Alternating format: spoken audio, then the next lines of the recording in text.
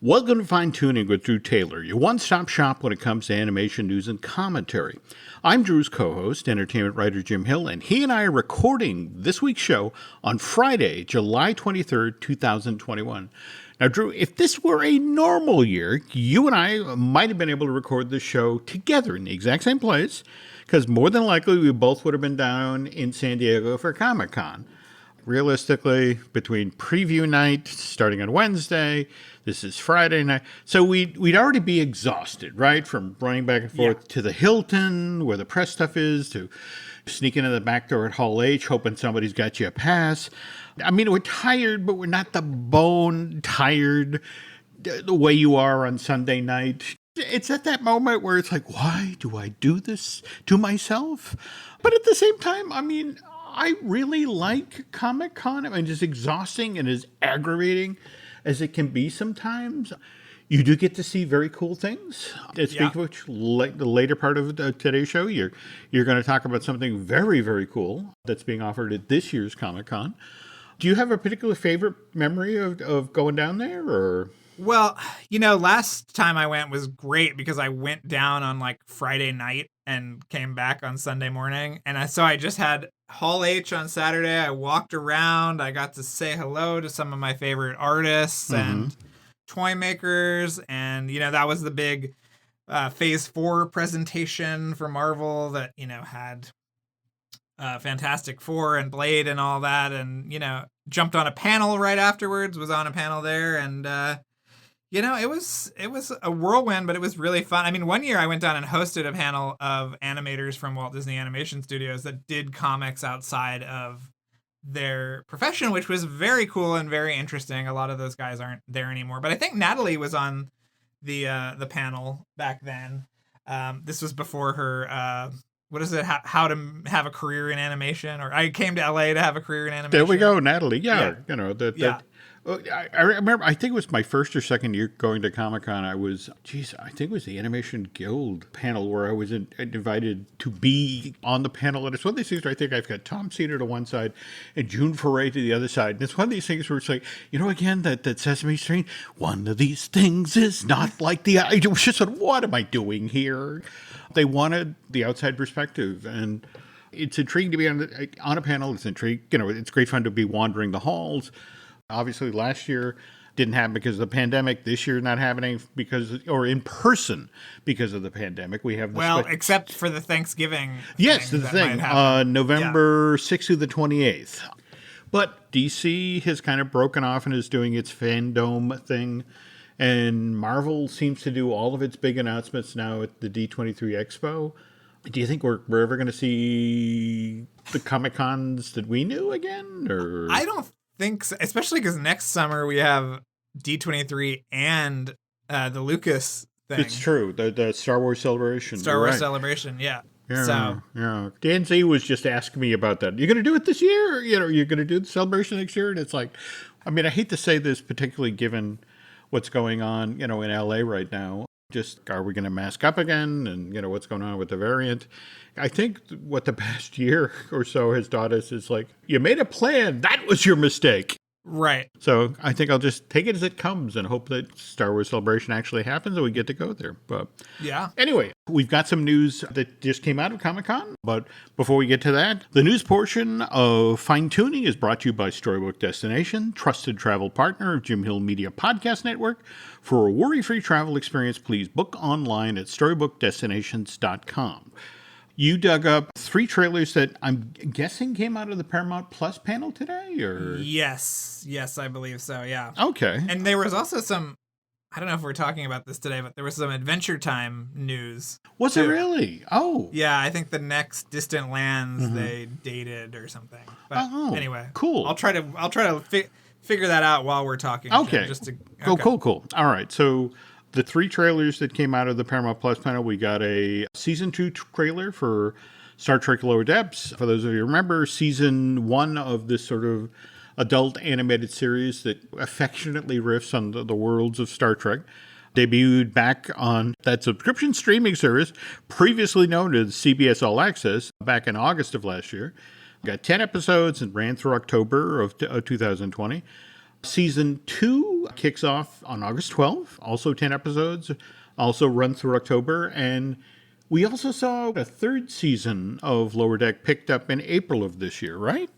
Yeah. Okay. I love this show, don't you? I do. I mean, sometimes it's a little too inside baseball, even for me. And again, I've been watching Star Trek in real time since the first series debuted. I mean, it was a very big deal at our house. I think it was the season that they moved it into the death spot, which was 10 o'clock on Friday night.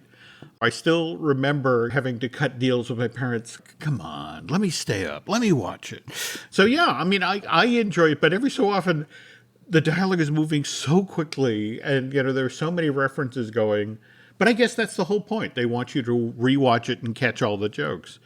The other trailer here in the pile from A World of Star Trek was Star Trek Prodigy, which we just talked with the Hagmans about, Kevin and Dave, right? Yeah, I thought it looked really, really good and really fun. I thought it looked great. In fact, again, I don't want to make an apples and oranges comparison here because Troll Hunters Rise of the Titans was obviously a feature-length film that was supposed to get theatrically released, right? I don't know if it was ever supposed to be theatrically released, although it's showing here in LA on Sunday. Oh. So I might have to go check it out. Yeah. Cool. But I thought the visuals in this trailer were that good, that strong. So very much looking forward to that. We don't have a date yet on that. All they say is Star Trek Prodigy will debut this fall on Paramount Plus and will eventually air on Nickelodeon. So I got to assume if Star Trek Lower Decks ends in October, you got to assume this is following this at some point, right? Yeah, I think so. Okay. We have to figure out when Discovery is coming back too. There's so many Star Trek things going on these days, Jim. I know. Do we have any info on Brave New World or? We have no info on Brave New World. Picard comes back in 2022. A little time travel action there, Jim. So he'll be in LA and circa 2021, I think. So that'll be okay. Very budget conscious decision, I'm sure. Yeah. But I did not know that. Okay, yeah. Cool. Yeah. All right. Well, time travel has always been fun in the Star Trek realm. And then finally, we also got a trailer for The Harper House, an adult animated series that really seems to be putting the accent on adult. That's the dead sex slave in the closet. That said, thought the design was solid, liked the animation. Want to see an actual episode before I pass judgment. And have we found anything out about Adventure Time? Yes, it is called Wizard City. Mm-hmm. They don't have a release date yet, but it is following Peppermint Butler this time. Oh, so yeah, cool. And this is the last Distant Lands, the fourth of the 4 specials. So it'll be back, I'm sure. Okay. Undoubtedly, there'll be more news out of San Diego Comic-Con, which we'll cover on next week's show. However, a few days before Comic-Con began in San Diego, Cannes Film Festival wrapped up in the south of France, 74th edition, 2 weeks long. But we've talked about Belle, the Mamoru Hosada's animated feature. Did you see what happened at the premiere? Not until you told me in this document, but I am ready for it. I mean, you and I are very excited about this, but even more so absolutely now that I hear what happened. Yeah, when they ran this animated feature, it got a 14-minute long ovation. Again, this was on July 15th. And to put that in perspective, the longest ovation on record for Cannes is actually for Guillermo del Toro's Pan's Labyrinth. That got 22 minutes. So the fact that it got this sort of reaction from that crowd. That's crazy. Still very, very, very much looking forward to Belle, which G-Kids will be releasing theatrically, both in its original Japanese language version as well as an English dub version this winter, which... we need it, Jim. We need it. I know, but it's just, these things get a little vague. But good things come to those who wait. In fact, speaking of which, though, this past weekend, finally, I got around to watching Earwig and the Witch. Okay. This is that co-production from Studio Ghibli and NHK. This originally aired on television January 30th of last year, became available on HBO Max in February, and it is scheduled to be released theatrically by Toho in August of this year, but with additional scenes. Oh, interesting. Now, mind you, it was supposed to be, have been released theatrically already. It was supposed to be out in April, but then the pandemic flared up and they pushed it then to late August. I will reach out to G-Kids and see what the domestic plan is if we're going to get this special earwig edition as well. Yeah, I mean, it was genuinely charming. I mean, it was very, very much in the Studio Ghibli style, but Goro Miyazaki, Hayau's son, I think did a great job. Yeah. And would love to see what the supersized version of this was like. Yeah. Okay, after we finished that, we then went into Space Jam: A New Legacy. Thought the animation was solid, like the CG and 2D versions of the character.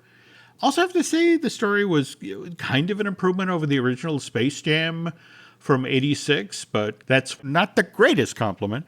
In the first film, do you remember you'd be watching the first film and then you'd see the crowds in the background and realize that they had created like these 2 and 3 second long cycles for the crowds? Yes. I also remember that they only had a few models of characters. And there would be like the purple version and they didn't even really do a great job of spacing out the characters. You know, there'd be like 2 of the same ogre sitting next to each other. Yes. No, you've nailed it. You've absolutely nailed it. So I'm watching A New Legacy, and they've kind of buried the needle in the exact opposite direction.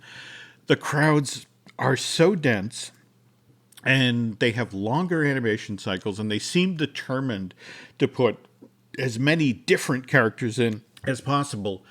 And I honestly found I was pulled out of the game scene stuff toward the end numerous times because I kept doing who's in the background? Yes. And I'm doing this on, a flat screen that's 48 or 52 inches. I don't know what it is, but what was it like in the theaters? Was it the same thing, or? Oh, yeah. Well, yeah, and especially because I'm such a nerd. It was like, oh my God, there's a character from Abominable back there, that ILM has recreated. I mean, it's just insane. I saw the Animaniacs were up on kind of a shelf. They were actually on the water tower? Well, no, they were sitting on Marvin Martian's spaceship. That's right. That's where they were parked. And yes, it was distracting, but I was also impressed. Yeah, there was also a huge disparity between a fully 3D Iron Giant, and then you cut to Don Cheadle, and he's surrounded by extras dressed as Batman villains that look like that they were just from Magic Mountain or something. I mean, those extras were so bad, and it was just such a huge shift from this beautiful animation to these really crummy suits that some 22-year-old kid trying to get a SAG card was, gyrating behind. If you listen carefully, folks, that's the sound of us being cut from the Warner Brothers Christmas card list this year. But that said, though, there has to be somebody out there online who's compiling a list of all of the characters that were in these crowd scenes. Because, again, the nerd in me wants to know. For example, there was the woman with the pale makeup, the little girl outfit that I thought, is that supposed to be Betty Davis from, whatever became of a Baby Jane? Or yes, correct. Okay. I mean, there are characters in the background from Barry Lyndon, yep. Clockwork Barry, Orange. no, wait a minute. Barry Lyndon? Yes. I believe there are characters from Ken Russell's The Devil. Oh, the Devils are in there. I mean, and there are also weird things in the animation section too, like the Iron Giant is the Iron Giant from Ready Player One. Oh. You can see the kind of half constructed stuff, and then I thought it was interesting that it was like kind of classic King Kong, not the modern King Kong versus Godzilla. There you go. Just some interesting choices in all of that, but I thought the animation was totally beautiful. No, absolutely, absolutely, and I did not expect. That's all, folks, to be a cry line. But it was just sort of like, okay, all right, I see what you're doing here. Yeah.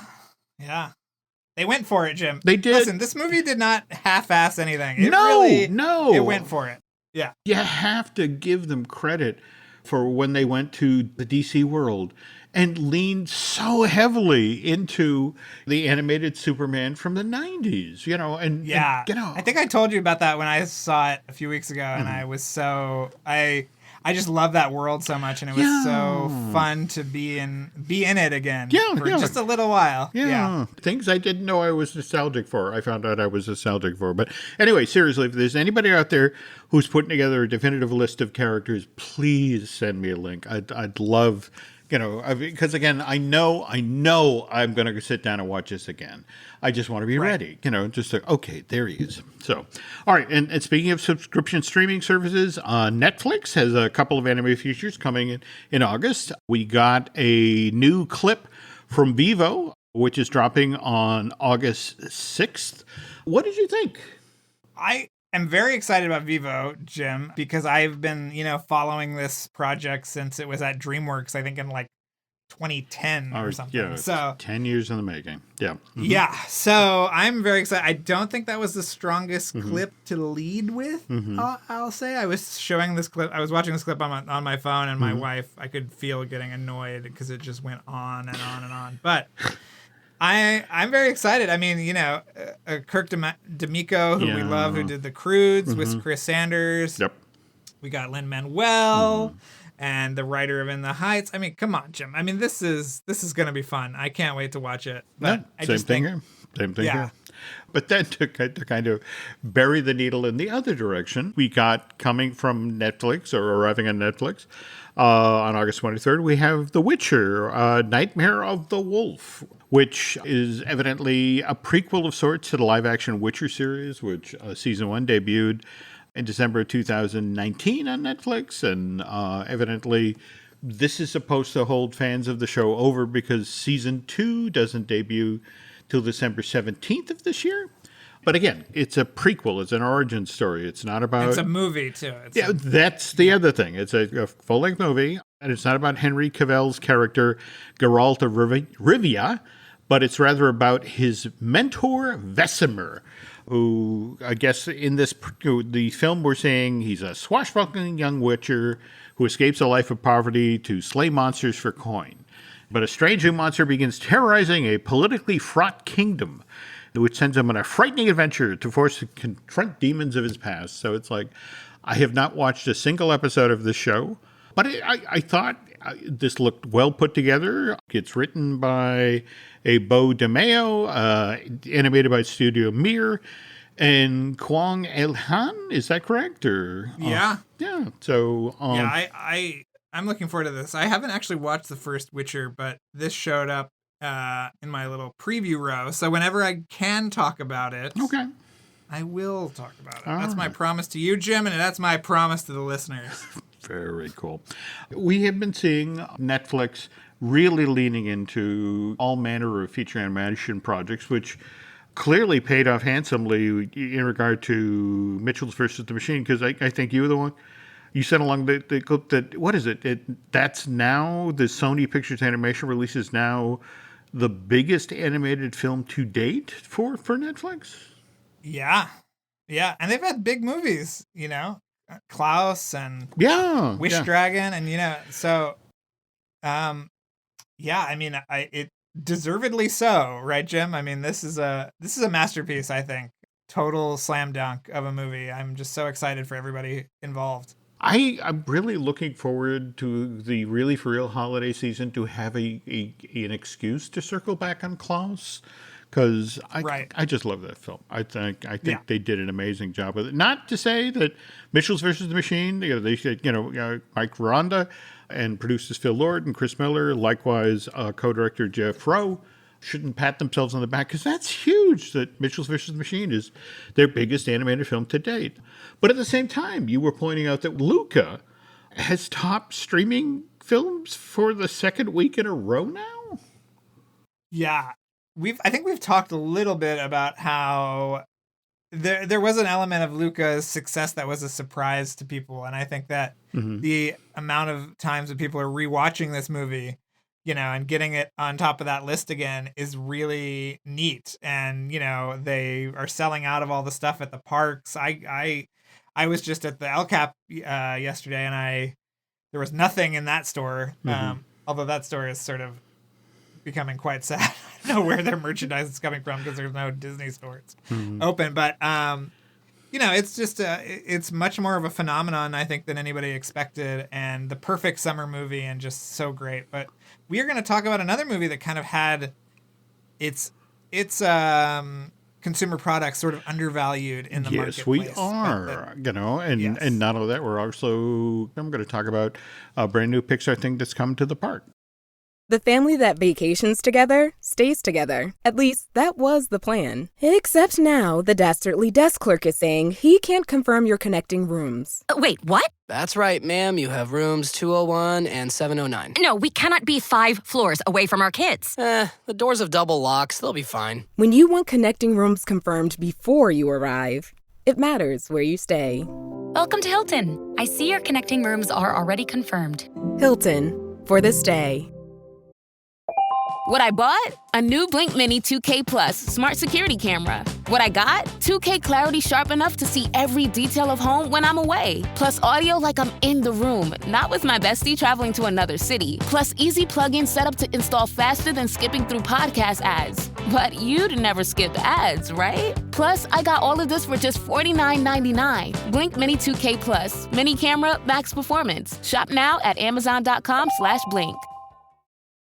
Running a business comes with a lot of what-ifs. But luckily, there's a simple answer to them. Shopify. It's the commerce platform behind millions of businesses, including Thrive Cosmetics and Momofuku, and it'll help you with everything you need. From website design and marketing to boosting sales and expanding operations, Shopify can get the job done and make your dream a reality. Turn those what-ifs into... Sign up for your $1 per month trial at shopify.com/special offer. It has now been over 12 years since Up was first released to theaters.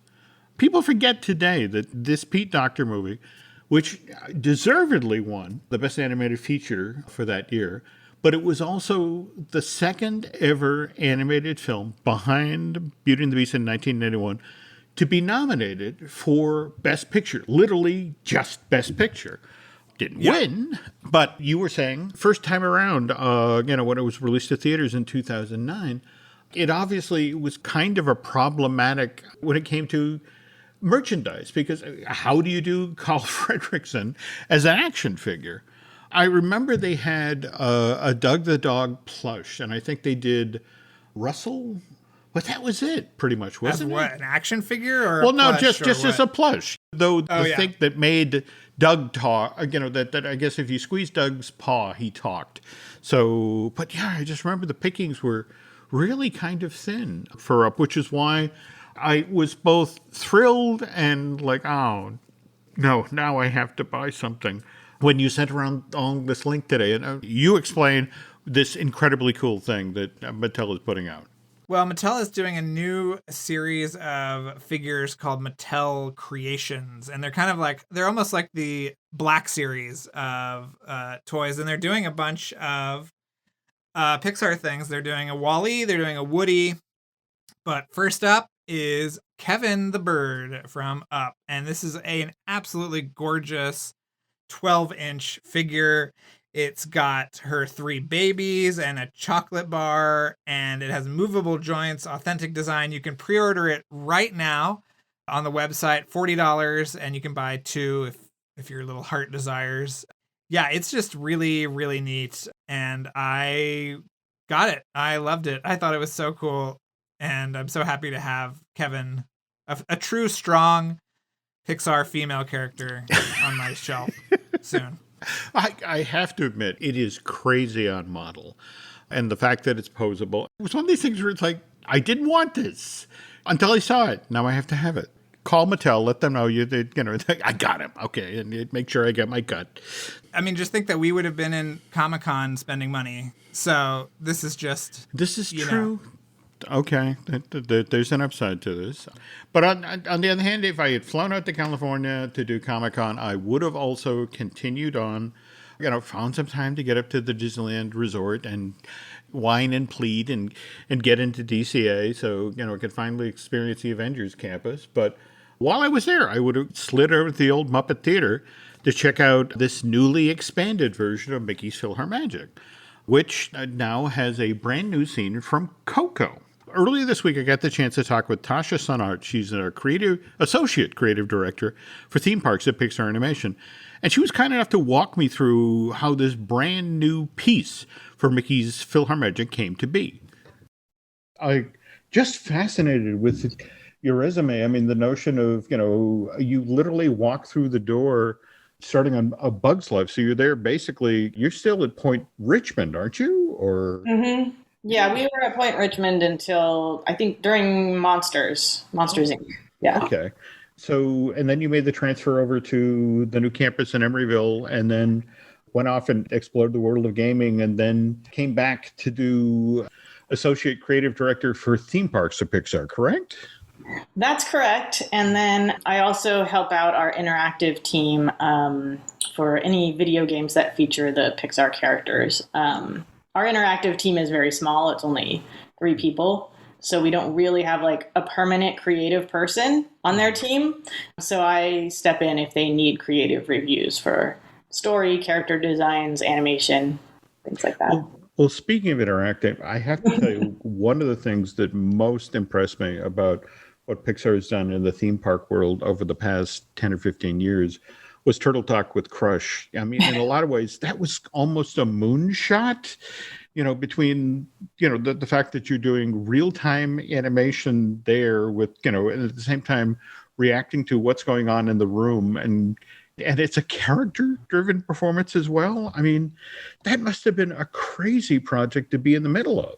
Yeah, I didn't work on the original one, but I did work on the Finding Dory update that we did. Okay. And yeah, it was actually a really perfect project for me because I was coming off of working in games a lot. And so in some ways it kind of is like a game. Actually, our turtles, we call them, who are our performers, that they're backstage and they use a PlayStation controller to control Crush, along with a touch screen. Mm-hmm. So basically they have a suite of animations that were done for Crush. And then so they can move him around using the controller, and then they touch different boxes on the touch screen to activate different animations depending on how they want him to react.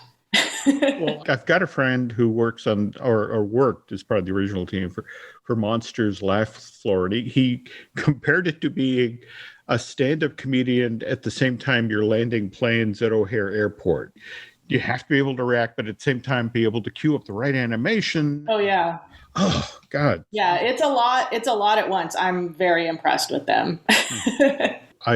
Well, lucky enough this past weekend to see the animation for the new Coco sequence for Mickey's PhilharMagic. And first of all, I think it's a real tribute to you and your team that it just fits in so seamlessly. I mean, this thing's been around for 18 years and it just feels like it's always been there. Thank you. So, but let's talk about this. When did, for example, you find out that they were looking to update this attraction for the first time with Pixar characters? Man, it must have been about maybe a year and a half or 2 years ago. It was a while ago. Tom Fitzgerald, who is the head of this project for WDI, came to us and said that he directed the original PhilharMagic show. Got it. So he's been involved with the show for a long time, and he came to us asking if he could use Coco to do a new segment, and we were like, yes. So just to be clear here, it was right off the bat Coco. There was no other consideration of, I guess those other films I was about to say, they're not musicals. It's like, yeah. I mean, Pixar doesn't have a lot of musicals.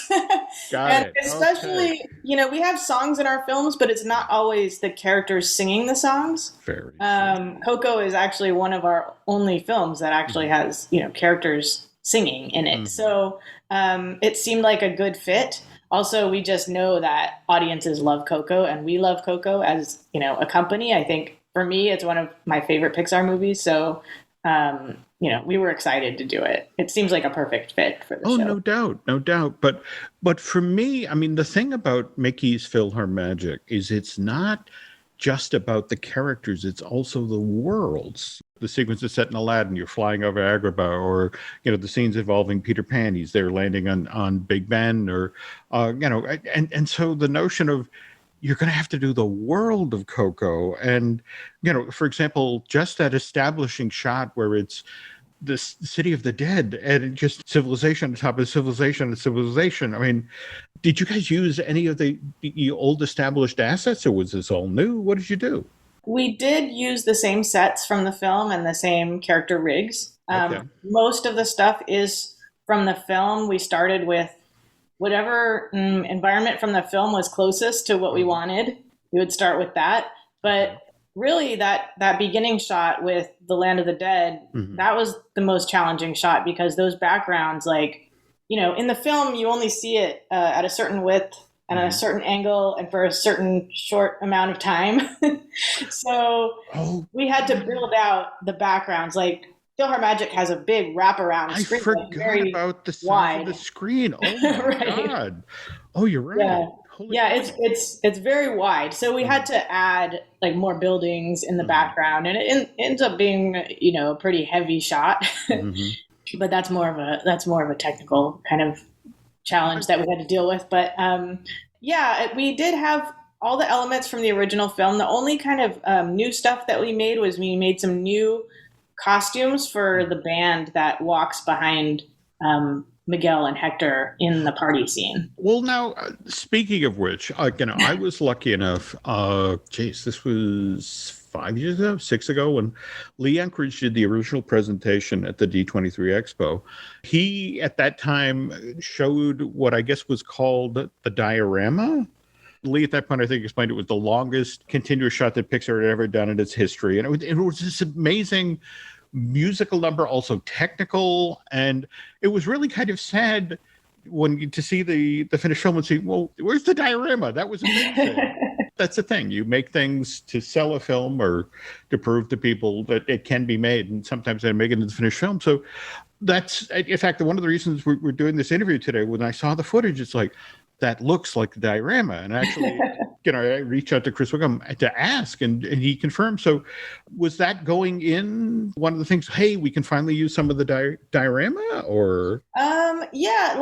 A lot of us really liked the diorama and were really impressed by it. And it just has a real nice feeling of energy to it. Absolutely. With the different characters coming in from the sides and the dancers and all the marigold petals falling down. We liked all of that. And we liked how the camera, on the diorama, the camera is pushing in. And on ours, the camera is pulling out. But we liked that camera movement. And so it just seemed like a really great shot for us to put in to PhilharMagic, especially because it's a 3D show. So showing, the depth of that street with different characters coming in, and you just fun and energy. It's just a lot of the stuff that we wanted to have in our show. So we said, we couldn't actually use any of the assets from the diorama itself because it was done a long time before the film was made. So, the rigs had changed and the buildings weren't not finished. And so we had to kind of rebuild our sidewalk, our city sidewalk. We took buildings from the film and just kind of moved them together into place to create this long sidewalk that we could travel down. That was similar to the diorama. I mean, you nailed the energy and you nailed the feel. And again, it was great to see something that was inspired by that early thing, that sort of come back. Let's get into the nuts and bolts of it. So again, you mentioned Tom Fitzgerald reaches out, hey, we want to do something with Coco. And so this is a year and a half, 2 years ago. Was it the standard animation process? You board it out, you show it to Tom, and then you get signed off on, or? Yeah, pretty much. Since it all goes to a song.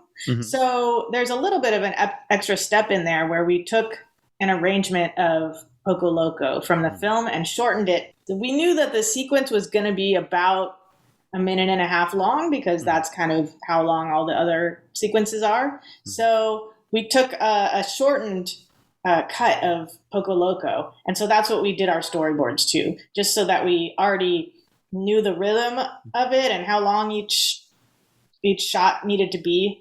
And we had one storyboard artist and then, it's just kind of the their typical animation process, where after that you go into layout, and then after that rough animation and finished animation. But yeah, I think just the fact that it's animated to music is a lot of fun. And then, the 3D we would check out at stages. Like when we were in layout, we would check out the 3D. Mm-hmm. That was actually one of the challenging things on this project, because we were all working from home, is when we did want to check out the 3D, for example, we would have like 4 of us go into the studio and look at it in the theater, like all separated. Oh. So how far along are you in the production process when the pandemic hits? I think we were in layout, or maybe just finishing with layout. Okay. Yeah, so we had the storyboards done. We had most of the layout done, and I think we were just going into animation at the beginning of the pandemic. So, in some ways it was good timing, because in the pandemic, morale was not, it's not the highest, and everyone's kind of nervous and like what's going to happen. And so to get this fun, high energy project that everyone feels good about, everyone loves the characters, I think was actually kind of a morale boost for our little team. And certainly from the Pixar end of things, it must have been great to dip back into the world of Coco and get to deal with Hector and Pepito and that bunch. But this is also Donald Duck. This is right. No pressure. A character that's just in the mid-30s and one of Disney's top assets. So what was it like to now you get to work with the cast from Coco, but now make Donald Duck fit in his world? Right. So this is interesting because, Disney and Pixar, we both have our own animation software that we use. We don't use the same animation software. So we actually had to come up with a pipeline of how are we going to do this thing? Because we've never actually had both studios work on the same animated project before.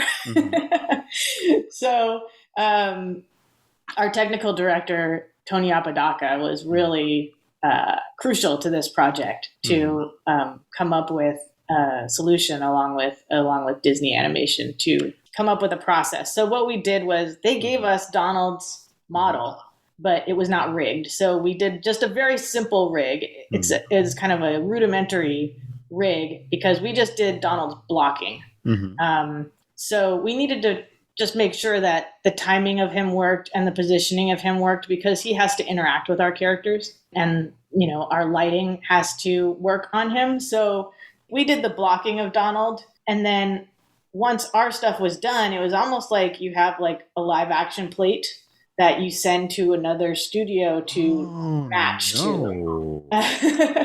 So we did all of our animation first with Donald blocked out, and then we sent our finished animation to Disney, and they finished Donald. Holy cow. So yeah, that was... Okay. I thought it was complicated. I didn't think it was that complicated. Speaking of which, was there any particular, we've already talked about, for example, you're establishing the world of the dead, and you were talking about the wonderful sort of scene in the street there, but was there any really particular challenging scene with this? I have to assume the circle dance with everyone changing heads, that had to be tough to do. Yeah, I'd say as far as animation, that scene with the circle head, the circle, we call it the circle dance shot, but I think that was probably one of the most challenging. And, the tower of skeletons at the end of the party scene, there's a tower of skeletons that Donald kind of climbs up. That was pretty challenging too. Anytime when you have a bunch of characters all interacting and climbing on top of each other is pretty hard. And the circle dance scene was challenging because of the way that the heads are all attached to the characters' bodies, but can be animated separately. So as a separate piece that comes off. So each head was sort of attaching and detaching to each skeleton as it went along. So that was really, it was a little complicated.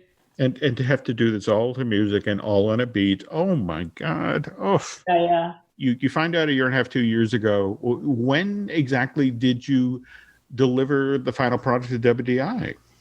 I think we were finished with our animation around December of last year, 2020. it's a little tricky too, like the way that our schedules line up. So like in theme parks projects, we don't have a dedicated animation team. Like it's just me basically. Sure. So whenever we need animators, we have to borrow animators from the productions that are happening. So a lot of times we just have to wait until there's an opening in between productions, and then we can grab animators. But Disney's schedule doesn't line up with our schedule. So we finished our animation, I think like around December of last year. And then like there was a couple months where nothing was happening. Like, so they just had to animate it when they could get animators, which I think was a couple months after that. And again, Pixar is kind of famous for slipping Easter eggs into things. Is there, again, face it, we want people to go back to Mickey's PhilharMagic a couple times. Is there anything people should be keeping an eye out for, or? Well, I might have put the Pizza Planet truck in there somewhere. Well, very cool. Okay. Well, now we got to go back and look. Pixar's done some wonderful films, created some characters that generations have embraced. But again, it's one thing to make a character sympathetic and, create a way for the audience to get in their corner when you got 90 minutes, 2 hours of screen time. But face it, in the theme park world, sometimes you literally get seconds. Right. If you're lucky, it's a whole minute. What's it been like to go from somebody who worked on films like, Cars and Finding Nemo and the original Monsters, Inc. to now being the one who's bringing them into the theme park world, or for that matter, you had mentioned interactive gaming, that sort of thing. Is it a different skill set, or are you applying what you learned? Yeah. Well, yeah, honestly, it is. I think I learned a lot in working on games that I bring to theme park creative direction, because both of those are interactive art. Your guests are not just sitting passively and watching. They're interacting with your art. So it's almost like this sort of conversation that the designer is having with the guests back and forth. And you are taking their reactions and hopefully learning from their reactions and incorporating that into your design. Like, in Turtle Talk, we did a lot of play testing just to make sure that everything was reading okay, that the audience is reacting at the parts that we would like them to react to, if they're laughing at the jokes. So I think that my background in working on games is, it came in really handy for doing theme park stuff. But yeah, I think it is interesting because, like you said, you're trying to establish a relationship with the characters like very quickly. And I think that we are building on the feelings that the guests have already established from the film. So we definitely want to pull elements from the film that is that emotional feeling that they felt from the film. And so we're trying to kind of like hit that emotional feeling. Like that's really the key, is hitting that same emotion that they felt from the film. Because if we can hit that emotion, then it's like, I think they're really going to feel that connection with the characters. Got it.